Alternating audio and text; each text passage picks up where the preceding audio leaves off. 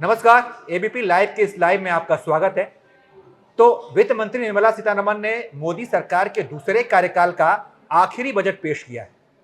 इस आखिरी बजट वाले शब्द पे गौर कीजिए। ये दूसरे कार्यकाल का आखिरी बजट है, लेकिन ये आखिरी ना हो, ये मौका मोदी सरकार को बार बार मिले, इसके लिए कुछ खास ध्यान रखा गया है। चूंकि 2024 में लोकसभा चुनाव होने हैं और इस साल भी 9 राज्यों में विधानसभा चुनाव होने हैं, तो इस बजट में इस बात की कोशिश की गई है कि लोगों का भाजपा के प्रति रुझान बना रहे और जब चुनाव हो तो ये जो वादे, ये जो ऐलान इस बजट में किए गए हैं, वो वोट में तब्दील हो सके। हमारे साथ अभिषेक है, तो इनसे इसी मुद्दे पे बातचीत करेंगे और जानेंगे कि इस बजट का फायदा आने वाले समय में कैसे मिलेगा। चूंकि ये दूरदर्शी व्यक्ति हैं, तो इस पर भी चर्चा होगी। तो अभिषेक, सबसे पहले हम यही जानना चाहेंगे आपसे कि इस बजट में इसको चुनावी रंग कैसे दिया गया है और कैसे मोदी सरकार की एक कोशिश है कि ये कार्यकाल का आखिरी बजट भले ही हो, लेकिन ये मौका जो है उन्हें बार बार भी मिले। देखिए, बहुत सीधी सीधी बात है कि मोदी सरकार का ये आखिरी बजट है, मोदी 2.0 का। अगले साल लोकसभा चुनाव होने वाले हैं और मौजूदा साल में 9 राज्यों में विधानसभा चुनाव होने वाले हैं। इस दौर में ये बजट सबसे ज़्यादा महत्वपूर्ण इस सरकार के भविष्य के लिए तय करता है। ये पहले से ही कयास लगाए जा रहे थे कि मौजूदा साल में जो बजट सरकार पेश करने वाली है वो कहीं ना कहीं लोक लुभावन जरूर होने वाला है, क्योंकि इसमें जो बीते 2 साल से आप देख रहे हैं, 2 साल या 2.5 साल का जो ये टेन्योर रहा है, इसमें कोरोना के चलते जो सेक्टर है, चाहे आप कृषि क्षेत्र की बात कर लें, चाहे एमएसएमई की बात कर लें, चाहे रोजगार की बात कर लें, चाहे शिक्षा की बात कर लें या हेल्थ सेक्टर की बात कर लें, हर एक सेक्टर प्रभावित रहा है। तो अगर आप पूरे बजट को देखेंगे तो इसमें हर सेक्टर को थोड़ा थोड़ा करके इन्होंने भरने की एक कोशिश की है, जिससे अब उसमें आप महिलाओं के लिए देख लीजिए, महिलाओं के लिए इन्होंने एक नया फंड रेस किया है जिसमें उनकी सेविंग्स पर उनको ज़्यादा फायदा मिलेगा। अगर आप किसानों की बात करें तो उनके जो किसान क्रेडिट कार्ड के तहत जो उनको लोन दिया जाने वाला है उस पर उनको ज़्यादा फायदा दिया जाना है। अगर आप एमएसएमई की बात करें तो एमएसएमई में भी सरकार ने बोला है कि हम जो कोविड के दौरान जिन सेक्टर्स में जो पूंजी थी, जो मार्केट से बाहर जा चुकी थी, उसको हम फिर से वापस लाने के लिए कोशिश करेंगे। टैक्स की बात करें तो टैक्स में भी उन्होंने जो नया टैक्स रिबेट सिस्टम है उसको बढ़ाया है। जो पहले जहां तक टैक्स लगता था उसमें भी इन्होंने छूट दी है। तो कुल मिला के अगर आप देखें तो जो आम नागरिक है उसको चुनावी नज़रिए से अगर आप इस बजट को देखेंगे तो कहीं ना कहीं आने वाले समय को, जो आने वाले वक्त में जो चुनाव होने वाले हैं, उसी को देखते हुए ही इस बजट को पूरी तरीके से तैयार किया गया है। बिल्कुल अभिषेक, आप ये बात सही कह रहे हैं। चूंकि इस देश में बड़ी संख्या में टैक्स पेयर्स हैं और इस बात का सरकार ने पूरा ध्यान रखा है। 7 लाख तक अगर आपकी एनुअल इनकम है तो आपको टैक्स नहीं देना होगा और बड़ी संख्या में टैक्स पेयर्स हैं, इससे हर महीने करीब उनको 30,000 का फायदा होगा। बिल्कुल। तो एक ये बड़ा ऐलान है। बिल्कुल। इसके अलावा मैं आपसे जानना चाहूंगा अभिषेक, चूंकि हम जो है इस समय अपने दुश्मनों से घिरे हुए हैं, एक तरफ चीन, एक तरफ पाकिस्तान, लेकिन पूरे बजट भाषण में हमने देखा कि निर्मला सीतारमण जी ने एक बार भी डिफेंस सेक्टर का जिक्र नहीं किया। ये तो बिल्कुल क्या कुछ है? बिल्कुल आप सही बात कह रहे हैं कि अगर आप पूरे बजट भाषण को सुनेंगे उसमें एक बार भी डिफेंस का नाम तक नहीं लिया गया। सबसे बड़ी बात यह है कि अभी बीते कुछ दिनों पहले ही जब पार्लियामेंट सेशन चल रहा था, उसी दौरान चीन की हरकत भी सीमा पर देखी गई थी और विपक्ष लगातार हमलावर होता रहा है मोदी सरकार पर, चीन के मुद्दे और पाकिस्तान के मुद्दे पर। हमेशा विपक्ष ये आरोप लगाता रहा है कि जो सही जानकारियां हैं या जो हमारा डिफेंस सेक्टर है उसको और मजबूत बनाने के बजाय सेना को सरकार कमजोर करने का काम कर रही है, ऐसा आरोप विपक्ष हमेशा लगाता रहा है। अगर आप पिछले साल के बजट की बात करें तो उस साल का बजट भी डिफेंस के लिए पूरे बजट का 13% ही रखा गया था। इस साल का भी बजट पूरे बजट का 13% ही रखा गया है, जिसमें सरकार ने सिर्फ 10,000 करोड़ रुपए ही अलॉट किए हैं सैन्य साजो सामान मंगाने के लिए। ये बहुत बड़ी बात है, लेकिन इसमें जो इसके पीछे का जो दूरगामी परिणाम है वो ध्यान देने वाली बात यह है कि एक तो भारत सरकार आत्मनिर्भर भारत के तहत मेक इन इंडिया प्रोजेक्ट को लेकर आगे काफी तेजी के साथ बढ़ रही है। सरकार ने लक्ष्य भी रखा है कि हम करीब 101 वस्तुओं के आयात को पूरी तरीके से 2024-25 तक खत्म कर देंगे। अगर आपने हालिया दिनों में देखा होगा तो विक्रांत जैसा जलपोत जो दुश्मनों को सीधी टक्कर देने के लिए काफी है, कई देशों के पास तो है ही नहीं, पाकिस्तान के पास तो बिल्कुल भी नहीं है, एक भी नहीं है। तो ये सारी चीजें हमारे आत्मनिर्भर भारत मिशन के तहत तैयार की जा रही है। K9 वज्र तोप, असॉल्ट 203 राइफल, आप आर्टिलरीज देखें जो तोप गन बनाए जा रहे हैं वो सब भारत में ही बनाए जा रहे हैं। तो कहीं ना कहीं जो इंपोर्ट करने के लिए जो बजट पास किया गया है वो इसी दिशा में दिखाता है कि हमारा जो लक्ष्य है वो हम बाहर से सामान मंगाने की बजाय अपने देश के अंदर ही सामान को मंगाए। इसके साथ ही अगर आप देखेंगे तो पिछले साल करीब 1.52 लाख करोड़ रुपए अलॉट किया गया था। इस साल करीब 6.5 करोड़ की प्रतिशत की वृद्धि हुई है और ये पिछले साल के मुकाबले 12% की वृद्धि मानी जा रही है। उसके पहले अगर 21-22 में देखेंगे तो ये कंपैरिजन करेंगे तो करीब 19% की इसमें बढ़ोतरी हुई है। लेकिन दो चीजें और इसमें ध्यान देने वाली बात है। सबसे पहली बात कि अगर आप पिछले बजट की बात करेंगे तो उसमें रिसर्च एंड डेवलपमेंट ये एक ऐसा पॉइंट था कि अगर आप पहले के बजटों की बात करें तो रिसर्च एंड डेवलपमेंट के लिए हमारे बजट में हिस्सा बहुत कम होता था। अगर आप विदेशों की बात करें तो उनकी जीडीपी का करीब 6 से 7% हिस्सा सिर्फ R&D पर खर्च होता था, बल्कि अपने यहाँ 0.6 या उससे थोड़ा सा और हिस्सा अगर कह ले तो सिर्फ R&D के लिए खर्च होता था। लेकिन पिछले बजट में सरकार इस दिशा में आगे बढ़ रही है। उन्होंने अपना रिसर्च एंड डेवलपमेंट इकोसिस्टम जो है वो चाहे आर्टिफिशियल इंटेलिजेंस हो, चाहे मेक इन इंडिया प्रोजेक्ट के तहत हथियारों के निर्माण की दिशा में हो, चाहे अपने सैनिकों के जो उनके सूट बूट होते हैं उनको और आधुनिक बनाने की दिशा में हो, चाहे आप इमेजिनिंग जो लाइव टेलीकास्ट होता है बॉर्डर की सिक्योरिटी के लिए उसके अपग्रेडेशन की बात हो, इस दिशा में सरकार तेजी के साथ कदम बढ़ा रही है। और ये कहीं ना कहीं ये बहुत पॉजिटिव इम्पैक्ट पड़ता है कि सरकार का ये कदम आने वाले दिनों में सेना के लिए काफी फायदेमंद साबित होने वाले हैं। बिल्कुल, तो इस लाइव के जरिए आप वो एनालिसिस देख रहे हैं जो आपने बजट भाषण में नहीं सुना होगा। अभिषेक, आपसे ये समझेंगे कि चूंकि हमारी जो अर्थव्यवस्था है वो कृषि आधारित अर्थव्यवस्था है ना, बिल्कुल। और किसानों पर सरकार का हमेशा फोकस रहता है, तो इस बार किसानों के लिए सरकार ने क्या किया? देखिए, सबसे पहली बात है कि वित्त मंत्री निर्मला सीतारमन ने जब अपने बजट भाषण की शुरुआत की, शुरुआत के दौरान ही उन्होंने कहा कि ये बजट आने वाले 25 सालों के लिए एक ब्लूप्रिंट तैयार करेगा और उस ब्लूप्रिंट में किसानों का रोल सबसे अहम होता है, क्योंकि हमारी सबसे बड़ी जो भागीदारी है उस पूरे अर्थव्यवस्था में वो किसानों की है। और हम बचपन से भी ये सुनते आए हैं कि भारत एक कृषि प्रधान देश है। तो उस किसानों की सिस्टम को कैसे और मजबूत बनाया जाए, उसके लिए सबसे पहली चीज़ कि हमारे जो किसान हैं उनको और फाइनेंशियली मजबूत करने के लिए करीब 20 लाख करोड़ क्रेडिट कार्ड के लिए लोन और मुहैया कराए जाएंगे, जो कि सबसे ज़्यादा एक पॉजिटिव इम्पैक्ट देता है।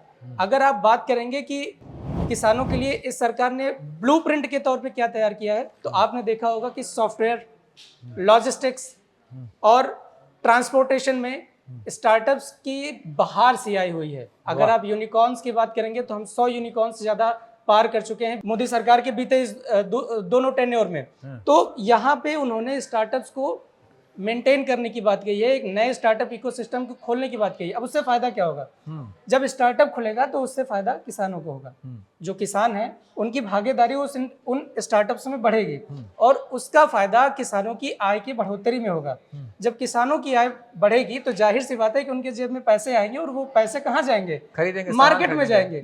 पूरे बजट का एक लब्बो-लुआब ये है कि सरकार ने जो सभी सेक्टर्स में बात की है उसका मुख्य, चाहे आप टैक्स में रिबेट की बात कर लें, जो 2 लाख रुपए अतिरिक्त छूट की बात कही गई है कि अगर जनता के जेब में पैसे रहेंगे तो वो पैसे खर्च करेगी और खर्च करेगा तो पैसा मार्केट में जाएगा और जब पैसा मार्केट में जाएगा तो कुल अगर उसको आप देखेंगे तो वो अर्थव्यवस्था की बढ़ोतरी में ही उसकी भागीदारी बढ़ेगी।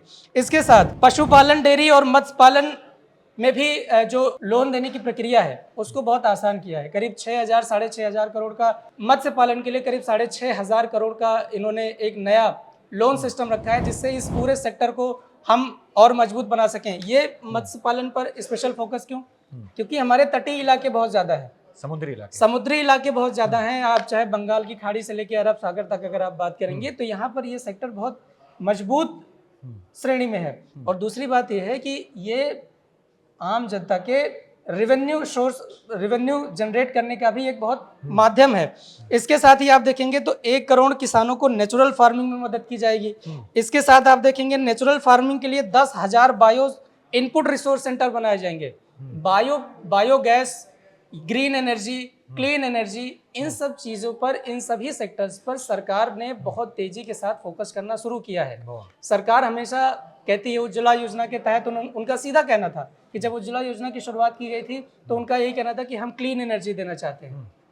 उसी हिसाब से अब वो सिलेंडर से बढ़कर ये क्लीन एनर्जी की तरफ, बायोगैस की तरफ बढ़ रहे हैं कि ताकि हम जो अपनी बनाने की प्रक्रिया है, भोजन बनाने की प्रक्रिया है, उसको हम और आगे बढ़ाएं। स्टार्टअप पे जो है सरकार का बड़ा ध्यान रहता है। सरकार कोशिश करती है कि भाई नए नए रोजगार के साधन आए और लोग नए नए रोजगार जो है वो सृजन भी करें।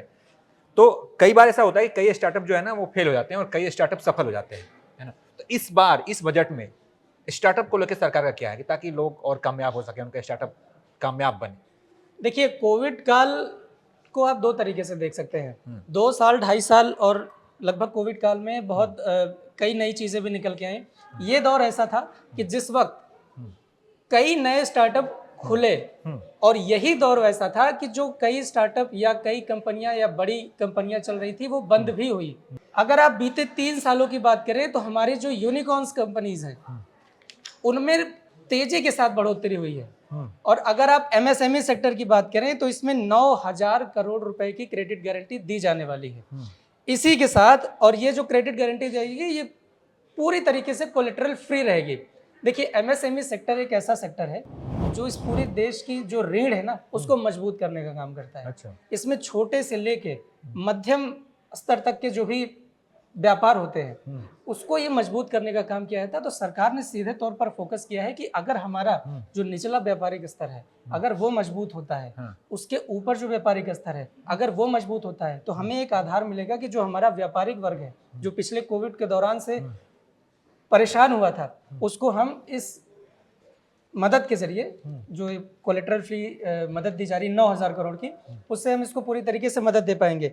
और ये जो घाटे की एमएसएमई जो घाटे में चल रहे थे उसके पीछे की सबसे बड़ी वजह ये थी कि कोविड काल के दौरान एक तो मैन्युफैक्चरिंग प्रभावित हुआ, दूसरी लॉजिस्टिक प्रभावित हुई, तीसरी ये थी कि लोगों के पास पैसे की कमी जिसकी वजह से मांग प्रभावित हुई, चारों तरफ लॉकडाउन लगा, जो भी सामान थे वो एक जगह, जो उत्पादन के बाद वो मार्केट में जा नहीं पा रहे थे। पूरी तरीके से जो सबसे ज़्यादा बुरा प्रभाव पड़ा था वो बिजनेस पे ही पड़ा था। और उसी से निकालने के लिए अब देखिए आने वाला जो चुनाव है उसमें जब सरकार वोट मांगने के लिए जाएगी तो उसमें व्यापारी वर्ग भी ये पूछेगा कि आपने हमारे लिए क्या काम किया। तो सरकार ये स्पष्ट तौर पर, अभी प्रधानमंत्री जी ने अपने भाषण में भी कहा कि हम इस योजना के तहत फ्री कोलेटरल के तहत जो एमएसएमई सेक्टर के उद्यमी हैं उनको हम आगे बढ़ाने का काम करना चाहते हैं। इसका कहीं ना कहीं जो पूरा इशारा है वो यही किया जा रहा है कि अगर कोई स्टार्टअप अपना शुरू करना चाहता है तो उसको जो एक लंबी प्रक्रिया है उसके लंबी प्रक्रिया के तहत ना जाके उसको हम कहीं ना कहीं आसानी से उस स्टार्टअप को और आगे बढ़ाने में मदद करेंगे। कुल मिला के सरकार यही करना चाहती है। ठीक है। अच्छा अभिषेक, हम देखते हैं कि सरकार जो है ना कई क्षेत्रों में है, कई फील्ड में पीपीपी मोड के तहत काम करती है। और इस बार हमने देखा कि कृषि के क्षेत्र में भी पीपीपी मॉडल पर जो है काम किया जाएगा। ये क्या है? देखिए, पब्लिक प्राइवेट पार्टनरशिप के तहत सरकार ने एक नई प्रक्रिया तैयार की है जिसमें सरकारी योजनाएं और प्राइवेट सेक्टर की जो योजनाएं हैं उसके तहत जो किसान हैं उनको आगे बढ़ाने का काम किया जाएगा। ये पिछले 3 या 4 सालों से इसको बहुत एक्टिवली सरकार प्रमोट कर रही है। लेकिन मेन चीज़ ये है कि अगर आप एग्रीकल्चर के सेक्टर को देखेंगे तो एक बहुत पुरानी परंपरा चली आती रही है कि किसान अपने फसल को उपजाता है, मंडियों में लेके जाता है, वहाँ पर बेचता है, फिर उसके बाद उसको जो उस पूरी फसल का दाम है वो दाम मिलता है। कभी कभार ये होता है कि जो वाजिब दाम होना चाहिए वो भी किसान को नहीं मिल पाता है। लेकिन सरकार ने हमेशा प्रयास किया है कि ये जो बिचौलियों का काम है इसको खत्म करने के लिए सरकार ने कई कदम भी उठाए हैं और वो उसके सार्थक प्रभाव आपको देखने के लिए भी मिले हैं। पीपीपी मॉडल से सबसे ज्यादा बेनिफिट अगर किसी को मिलेगा तो वो है किसान को। बदलती आधुनिक दुनिया के साथ किसानों के खेती करने के तरीके में भी तेजी के साथ बढ़ोतरी हो रही है। जो एक पारंपरिक धान, गेहूं, चावल हम भारत में उत्पादन अच्छे से होता है, लेकिन उसके साथ जब पब्लिक सेक्टर, प्राइवेट सेक्टर की भागीदारी इसमें बढ़ेगी तो जाहिर सी बात है वो एक नए इकोसिस्टम की तरफ लेके जाएगा। उनके जो फसल हैं उनकी पैकेजिंग से लेकर मार्केट डिस्ट्रीब्यूशन तक जो पूरा सेक्टर होगा वो प्राइवेट सेक्टर के तहत देखा जाएगा। और ये भी बात है कि जो बीच में बिचौलियों का काम रहेगा, अब इसमें फ़ायदा ये होगा कि पहले से दाम तय हो जाएगा, बात होगी, एग्रीमेंट साइन होगा, ठीक है, कि हम किस तरीके से अनाज उपजाएंगे और उसको किस तरीके से हम बाजार में लेके जाएंगे, हमें कितना मुनाफा मिलेगा, हमें क्या पैसा मिलेगा, उसमें हमारा क्या बेनिफिट है। ठीक है। तो इसमें कहीं ना कहीं फायदा जो प्राइवेट कंपनीज हैं उनकी सब्सिडीज के तहत भी इसमें मिल सकता है, क्योंकि जो एग्रीकल्चर सेक्टर है, अगर भारत की आप सभी राज्यों की बात करें तो उसमें बहुत वेरिएशन है। उत्तर प्रदेश में गेहूं धान चावल बहुत ज्यादा होता है, बंगाल में कपास बहुत ज्यादा होता ठीक है, है। गन्ना बहुत ज्यादा होता है पंजाब में, तो हर वैरायटी के तहत उसमें काफी आपको वेरिएशन देखने को मिलेगा। ठीक है। तो इस बजट में महिलाओं के लिए क्या है, गरीबों के लिए क्या है, ये भी जानेंगे, लेकिन उससे पहले हम ये जानते हैं कि इस बजट में जो टैक्स पेयर्स हैं उन्हें किस तरीके से फायदा पहुंचाया गया है। क्योंकि बहुत लोग हैं जो टैक्स देते हैं और उन्हें फायदा हो, तो जाहिर सी बात है कि भाई उनका रुझान जो है वो जो इस सरकार है उसके प्रति उनका विश्वास बढ़ेगा। तो इस बार टैक्स स्लैब में क्या बदलाव हुए हैं और कितना फायदा सरकार ने टैक्स पेयर्स को दिया है इस बजट के जरिए, अभिषेक ये समझाइए हमें। देखिए, जब आप बजट के बाद से आप ये चीज सुन रहे होंगे कि इस बार 2 लाख की छूट, 2 लाख की छूट, 2 लाख की छूट और जब आपको निर्मला दी जी गई। ने ये बात जब ऐलान कर रही थी, जब बोल रही थी, तब खूब तालियां भी बजी थी और सब खूब लोग तालियां बहुत बजी थी। खुश थे। Even- और सबसे ज्यादा चर्चा इसी बात की है। बिल्कुल इसी बात की है। तो शुरुआत से लेके अभी तक आप बहुत कुछ पढ़ चुके होंगे, इसमें बहुत कुछ आप देख चुके होंगे। ये जो 2 लाख रुपए छूट दिए गए हैं, मैं आपको बहुत विस्तार से नहीं, सिर्फ एक जो सबसे महत्वपूर्ण बात है इस पूरे 2 लाख के पीछे, ये 2 लाख का जो गेम है, ये हाँ, सरकार का जो मोटिव है वो ये है कि पब्लिक के जेब में पैसा होना पैसा चाहिए। है। हाँ, और वो पैसा फायदेमंद कैसे होगा सरकार के लिए? जब आपके जेब में पैसा होगा तभी आप बाजार जा पाएंगे। खाली जेब कोई बाजार नहीं जाता है। हाँ। और जब वो पैसा आएगा तो उसी पैसे के तहत आप खरीदारी करेंगे। बिल्कुल। खरीदारी से फायदा किसको होगा?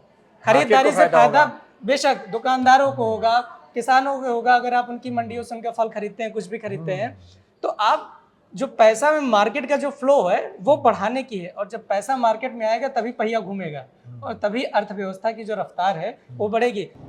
जो वित्त मंत्री जी का जो भाषण था उसमें उन्होंने कहा है कि हमारा जो अनुमानित ग्रोथ रेट है वो 7% रहने वाला है। और ये 7% आपको सुनने में कोई छोटा आंकड़ा नहीं है, क्योंकि जो दुनिया के विकसित देश हैं, चाहे आप अमेरिका की बात कर लें, फ्रांस की बात कर लें, ब्रिटेन की बात कर लें, जर्मनी की बात कर लें, सबकी ग्रोथ रेट भारत से कम रहने वाली है। और ये आंकड़े भारत सरकार ने नहीं, ये वर्ल्ड बैंक, IMF, इन सब के आंकड़े हैं कि भारत ठीक की है। रफ्तार बाकी देशों की तुलना में ज्यादा रहेगी। तो जो किसले ने बोला कि 2 लाख की जो 2 लाख का जो गेम है, वो गेम बेसिकली यही है कि जाहिर सी बात है इसमें एक पुरानी कर व्यवस्था है, एक नई कर व्यवस्था है। पुरानी कर व्यवस्था के तहत अगर आप जाते हैं तो आपको 80G के तहत आपको फायदे मिलेंगे। लेकिन अगर आप नई कर व्यवस्था के तहत जाते हैं तो आपको 80G या 80C के तहत, या आपने जो और निवेश किए हैं, चाहे वो LIC हो गया या कोई बॉन्ड्स हो गया, तो उसमें आपको कोई फायदा नहीं मिलने वाला है।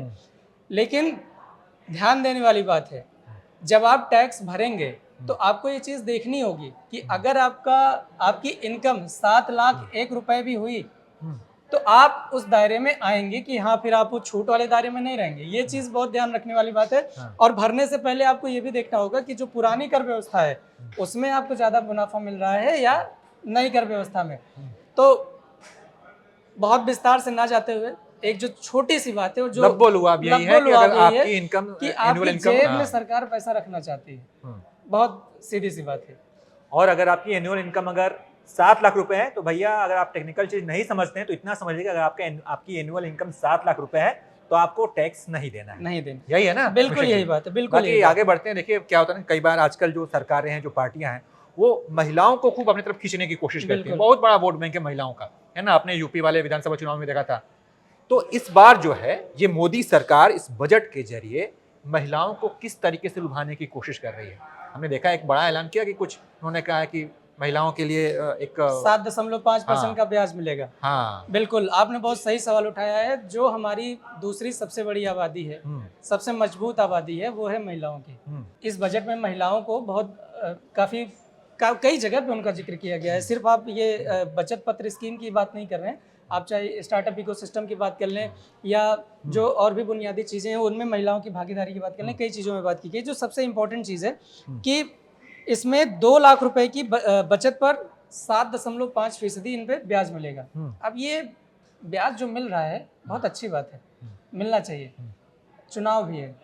उसके साथ साथ आपने देखा होगा कि जब कोविड काल चल रहा था तो महिलाओं का ही एक वर्ग ऐसा था जो घर की अर्थव्यवस्था को सुधारने का सबसे बड़ा काम भी किया था, क्योंकि बचत अगर कहीं पे होती है सबसे ज्यादा तो वो हमारे जो भारत की परंपरा चलती आ रही है, इसको आप दूसरे नजरिए से मत देखिएगा, लेकिन एक परंपरा के नीचे जो पैसे रखे हुए थे, जो चावल में गाड़ के पैसे रखे हुए थे, जो बचत के पैसे कई जगह ये चीजें देखने को उसी से काम चला, उसी से काम चला। तो कहीं ना कहीं ये बात मानी जाती है कि जो अर्थव्यवस्था है, घर की अर्थव्यवस्था है, उसको अच्छे तरीके से संवारने के लिए इस बचत पत्र की स्कीम पर ये जो ब्याज दर है वो दी गई है। और वो 7.5% का जो ब्याज दिया गया है, ये कोई छोटा मोटा नहीं, ये काफी बड़ा परसेंटेज है। बिल्कुल।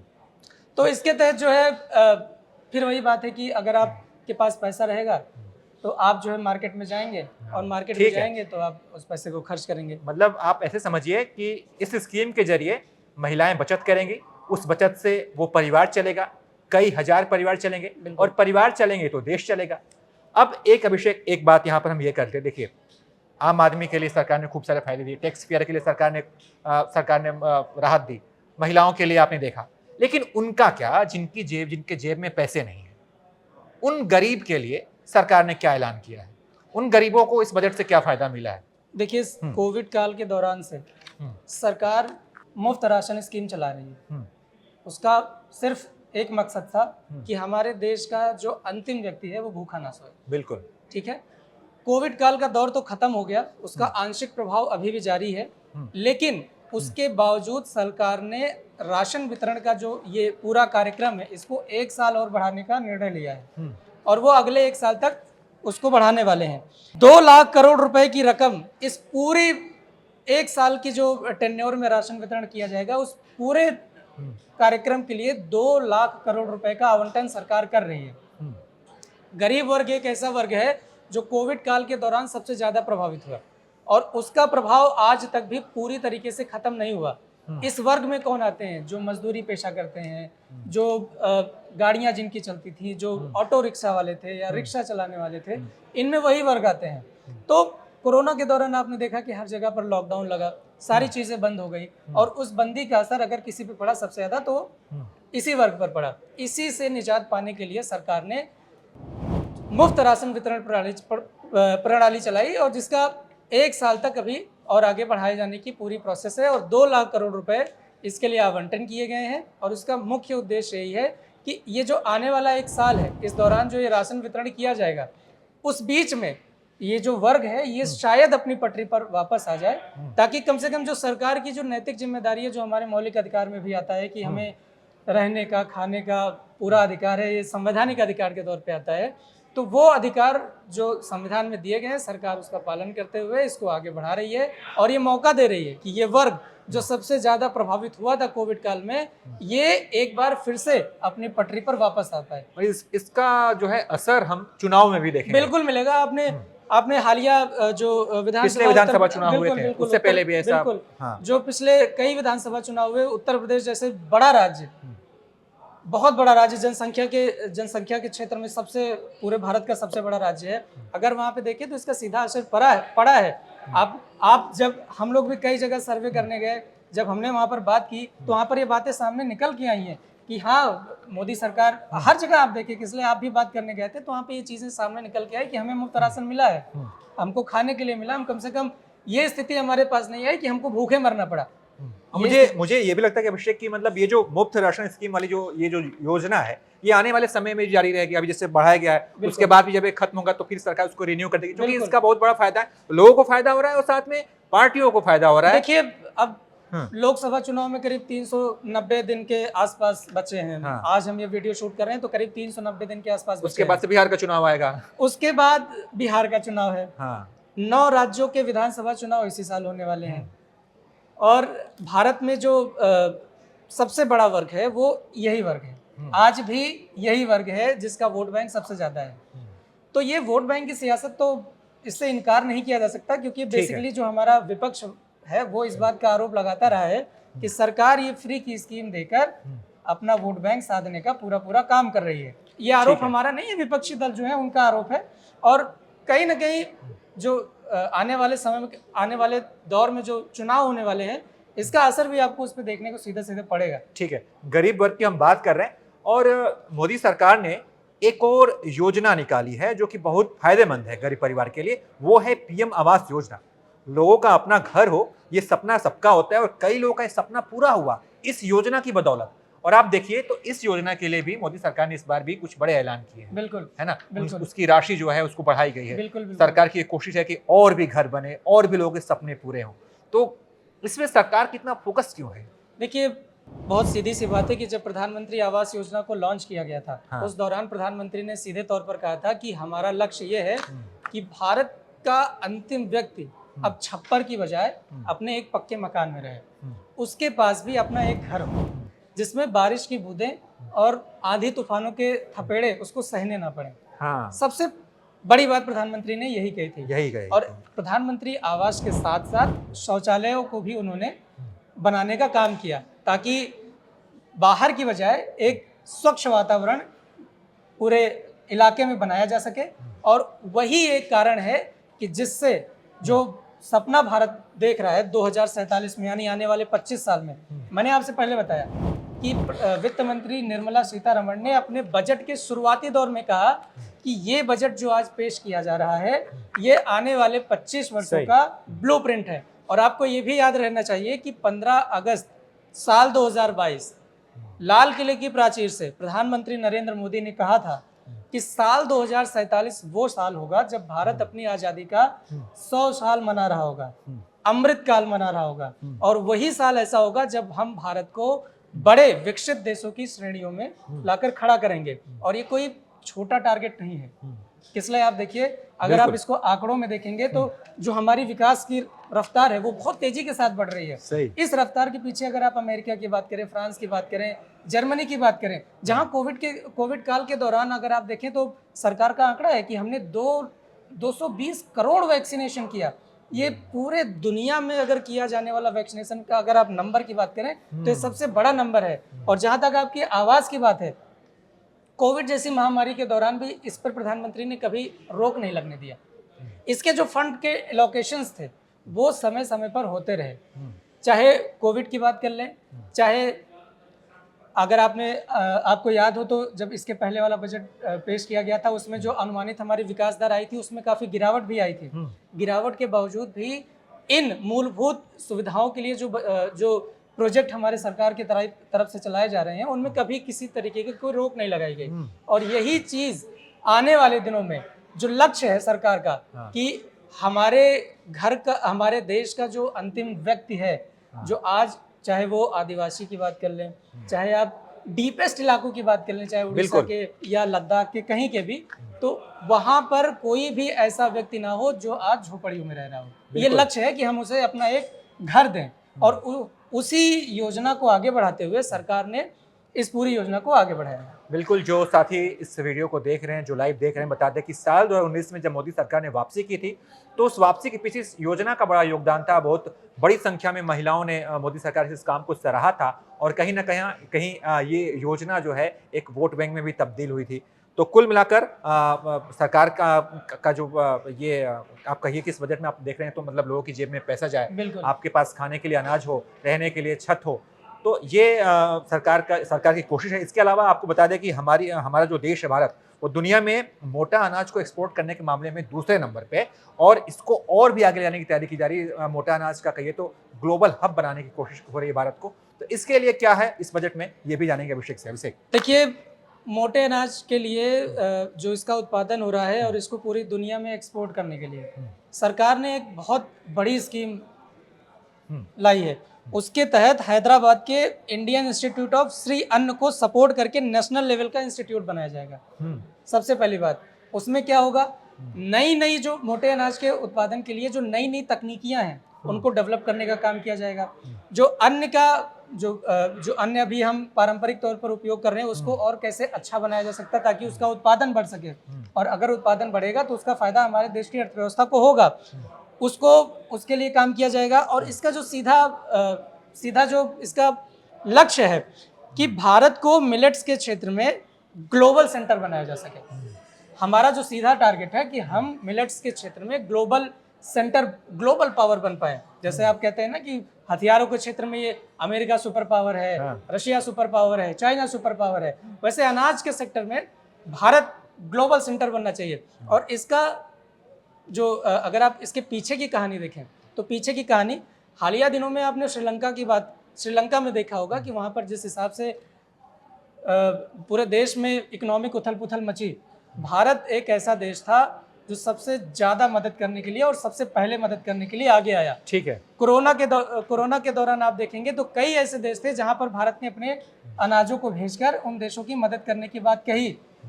और इसके साथ ही अगर जाहिर सी बात है कि अगर ये प्रणालियाँ आगे विकसित होगी, अगर हम नई नई इंस्टीट्यूट्स को खोलेंगे, अगर हम अपने अनाजों को और अच्छा और उत्पादन युक्त बनाने के लिए आगे बढ़ेंगे, तो इसका फायदा भी किसानों को ही मिलेगा। और अगर किसानों को मिलेगा तो जाहिर सी बात है उनकी जेब में पूंजी आएगी और उस पूंजी का जो असर है वो भारतीय अर्थव्यवस्था पर कहीं ना कहीं पड़ेगा। देखिए, एक बहुत सीधी सी बात है, रोटी कपड़ा और मकान, ये हम बहुत दिन से सुनते आ रहे हैं और यही इस बजट की एक मूल रूपरेखा है। ये बजट एक आयुर्वेद की तरह है। इसका जो इम्पैक्ट है वो आपको 6 महीने में, 1 साल में, 2 साल में, 4 साल में नहीं दिख जाएगा। मैं आपसे फिर से ही बात दोहरा रहा हूँ, दूरगामी परिणाम के लिए, जैसा कि वित्त मंत्री जी ने कहा कि ये बजट हमारा जो हम आज पेश कर रहे हैं ये आने वाले 25 सालों का ब्लूप्रिंट है।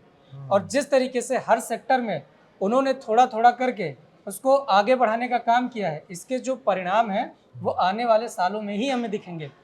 ये बिल्कुल मत करिएगा कि हाँ 6 महीने के अंदर, साल भर के अंदर या अगला आंशिक बजट पेश होने के पहले ही भारत विकसित हो जाएगा। ये आपको सोचने की जरूरत नहीं है, इसके नतीजे आएंगे लेकिन वो थोड़े दिन बाद आपको इस बजट के पीछे सरकार की दूरदर्शी सोच समझ आती है। तो हम आपसे एक और आखिरी सवाल करेंगे अभिषेक, क्योंकि हमारे देश में कई पारंपरिक कारीगर हैं, शिल्पकार हैं, बुनकर हैं, उनकी स्थिति कैसे मजबूत हो, इसके लिए सरकार ने क्या किया है? इस बजट में उनके लिए क्या है? देखिए, इस बजट में एक विश्वकर्मा कौशल सम्मान पैकेज, इसकी घोषणा की गई है। इसका जो मुख्य उद्देश्य है वो जो कारीगर हैं, वो शिल्पकार हैं, लोहार हैं, कुम्हार हैं, इनको आगे बढ़ाने के लिए एक इकोसिस्टम को तैयार करना है। वो स्टार्टअप के तहत भी हो सकते हैं, उनको एमएसएमई सेक्टर से पूरी तरीके से जोड़ना है। अगर वो अपने उस पारंपरिक पेशे को बड़े स्तर पर अगर लेके जाना चाहें तो उस बड़े स्तर पर ले जाने के लिए जो उन्हें धन की ज़रूरत पड़ेगी उसमें किसी प्रकार की कोई दिक्कत ना आए, उस सिस्टम को मजबूत करना है। प्रधानमंत्री जी ने बजट के बाद जो अपना देश के नाम संबोधन दिया बजट पर, उसमें साफ तौर पर इन्होंने कहा कि हम इस वर्ग को जो एक पारंपरिक तरीका चल रहा है उससे आगे बढ़ाकर काफ़ी आगे लेके जाना चाहते हैं, ग्लोबली बनाना चाहते हैं, ताकि ये चीज़ें सिर्फ एक सीमित क्षेत्र तक सीमित ना रह जाएं, ये पूरे विश्व तक इसको हम फैला सकें। और उसमें स्टार्टअप जो हमारे सरकार है उसकी तरफ से सहयोग, चाहे वो लोन के तौर पर हो, चाहे हमारे प्रशासनिक सहयोग के तौर पर हो, उसको हम हर तरीके से आगे बढ़ाकर हम इन्हें एक मजबूत स्थिति में लाने के लिए, काम करने के लिए हमने विश्वकर्मा कौशल सम्मान पैकेज शुरू किया है। उनका ये कहना था। तो अभिषेक, भले ही ये बजट जो है मोदी सरकार के दूसरे कार्यकाल का आखिरी बजट हो, लेकिन इसके परिणाम काफ़ी दूरगामी होंगे और इस बजट को तैयार करने में सरकार की एक दूरदर्शिता वाली जो सोच है वो झलकती है। बाकी इस वीडियो में इतना ही। इस बजट को लेकर आप क्या सोचते हैं, आपकी क्या राय है? आपके राय का स्वागत है, आप कमेंट के जरिए अपनी राय हमें बता सकते हैं। कुछ हमसे छूट गया हो तो वो भी बता सकते हैं। और बाकी यहाँ तमाम अपडेट्स के लिए आप देखते रहिए ABP लाइव।